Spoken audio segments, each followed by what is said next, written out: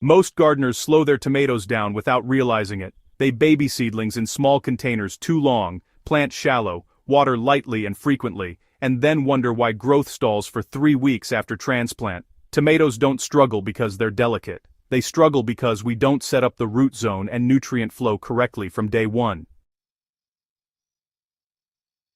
If you're serious about getting faster vegetative growth, thicker stems, and earlier fruit set, this is about dialing in systems, not sprinkling miracle products. Subscribe early if you value practical field-tested methods, because everything here comes from side-by-side trials, in ground beds, raised beds, and controlled hydro setups.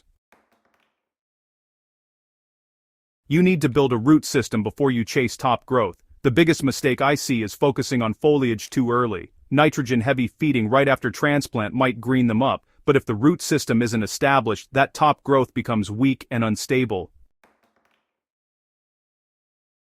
When I transplant tomatoes, I bury them deep, not 2 inches deeper, deep. In open ground, I remove the lower leaves and plant so that at least 2/3 of the stem is below soil level. If the transplant is 12 inches tall, only the top 4 to 5 inches remain above ground. Tomatoes form adventitious roots along buried stems. More buried stem means more roots. More roots mean faster nutrient uptake and faster growth.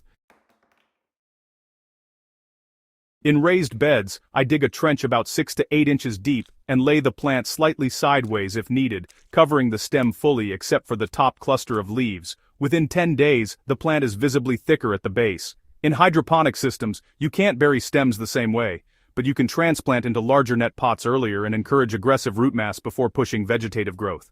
Root mass equals speed. Always. Warm soil is non-negotiable if you want acceleration. Tomatoes stall in cold soil. Anything under about 15 degrees Celsius at root level slows nutrient uptake dramatically. Gardeners often transplant as soon as air temperatures are comfortable, ignoring soil temperature.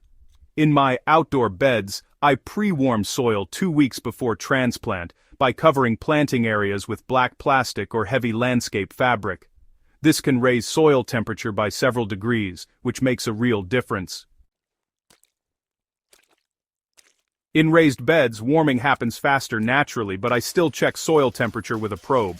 I aim for at least 18 degrees Celsius before planting for fast establishment. In hydro systems, solution temperature matters just as much. Keep nutrient solution between 18 and 22 degrees Celsius for optimal root metabolism. Cold roots equal slow growth, no matter how good the nutrients are. You cannot shortcut temperature biology. Stop shallow watering and start deep saturation cycles. Frequent light watering encourages shallow roots. Shallow roots mean unstable growth and nutrient stress during heat spikes. When establishing tomatoes in soil, I water deeply at transplant, fully saturating the root zone. After that, I allow the top inch or 2 of soil to dry before watering again. This encourages roots to chase moisture downward.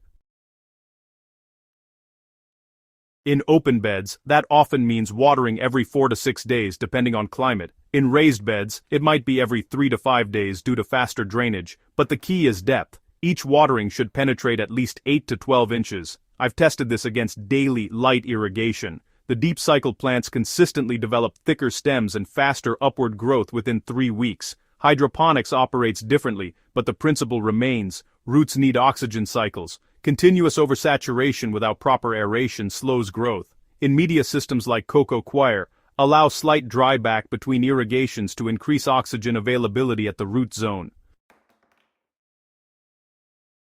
Feed for structure first, then for fruit.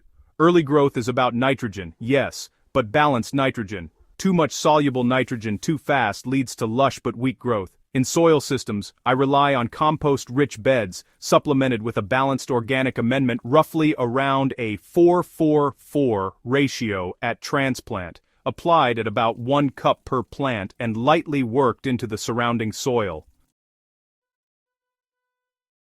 After about 2 weeks, when new growth is obvious, I shift to a slightly higher nitrogen feed, either fish hydrolysate diluted at about 1 to 20 or a compost tea drench. I don't exceed this more than once every 10 to 14 days in those early vegetative stages.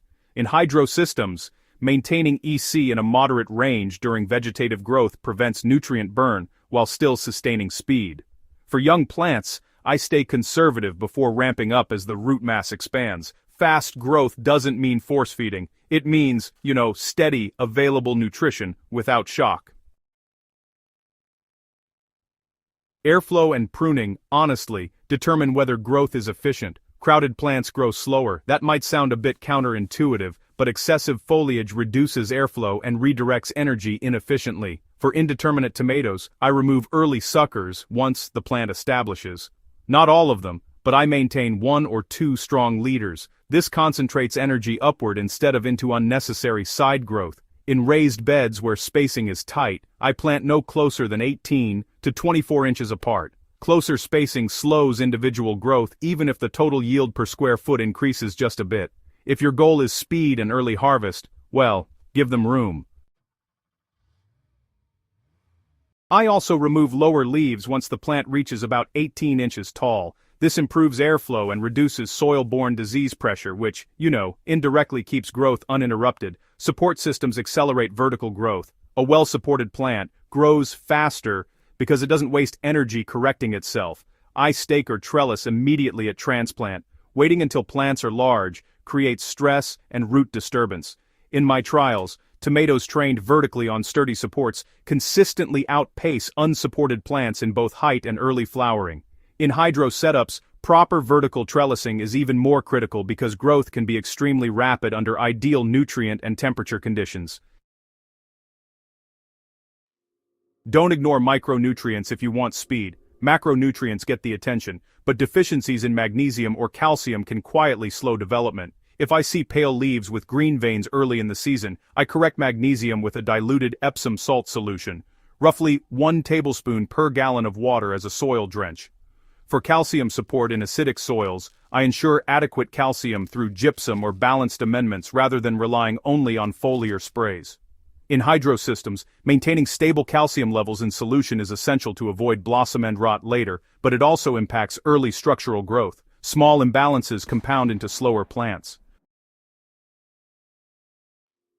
There are trade-offs you should understand. Pushing for maximum speed can reduce root depth if you rely too heavily on constant feeding and frequent irrigation. There's a balance between fast vegetative growth and long-term plant resilience. I prefer aggressive early establishment followed by steady, controlled feeding rather than continuous heavy inputs. Fast growth is not about forcing plants, it's about removing bottlenecks. When soil is warm, roots are deep, watering cycles encourage oxygenation, nutrients are balanced, and plants are properly supported. Tomatoes don't just grow faster, they grow stronger. That strength translates into earlier flowering, earlier fruit set, and more consistent production throughout the season. If you found value in this kind of practical, no-fluff approach, subscribe to the channel and share this video with another grower who wants results instead of gardening myths. Growing better tomatoes isn't about secrets, it's about mastering fundamentals and applying them consistently, season after season.